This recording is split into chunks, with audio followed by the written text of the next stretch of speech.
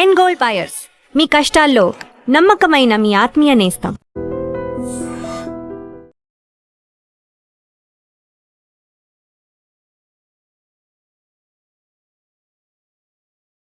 అంతర్రాష్ట్ర motor cycle దొంగని arrest చేసినట్టుగా పోలీసులు అనౌన్స్ చేశారు. 25 లక్షల విలువైనటువంటి 13 వాహనాలను స్వాధీనం చేసుకున్నట్టుగా శ్రీకాకుళం జిల్లా అదనపు ఎస్పీ పి శ్రీనివాసరావు ప్రకటించారు.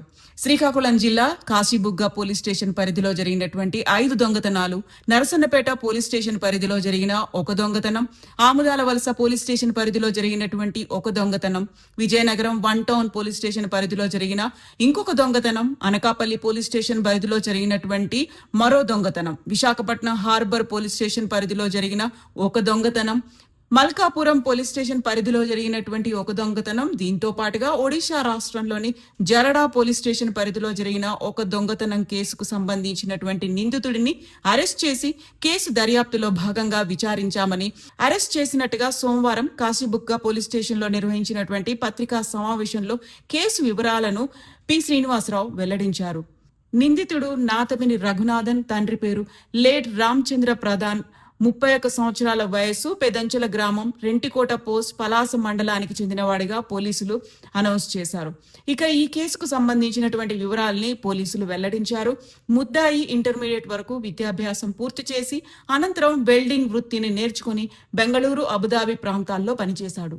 2019లో స్వగ్రామానికి తిరిగి వచ్చి విశాఖపట్నం జిల్లా పరవాడ ప్రాంతంలోని ఫార్మా కంపెనీలో వెల్డర్గా 2021 వరకు పనిచేశాడు. అనంతరం చెడు వ్యసనాలకు అలవాటుపడి సులభంగా డబ్బు సంపాదించాలనే ఉద్దేశంతో వివిధ ప్రాంతాల్లో మోటార్ సైకిళ్లను దొంగతనం చేయడం ప్రారంభించాడు. దొంగిలించిన వాహనాలలో కొన్నింటిని విక్రయించగా మరికొన్నింటిని తన అవసరాలకు వినియోగిస్తున్నాడు. ఈ క్రమంలో 2026 మే 30న పలాస పట్టణంలోని వివేకానంద కాలనీలో ఒక ఇంటి ముందు పార్క్ చేసి ఉన్న AP30 AS 5111 నెంబర్ గల royal Enfield bullet motor cycle ను తాళం ధ్వంసం చేసి దొంగతనం చేశాడు.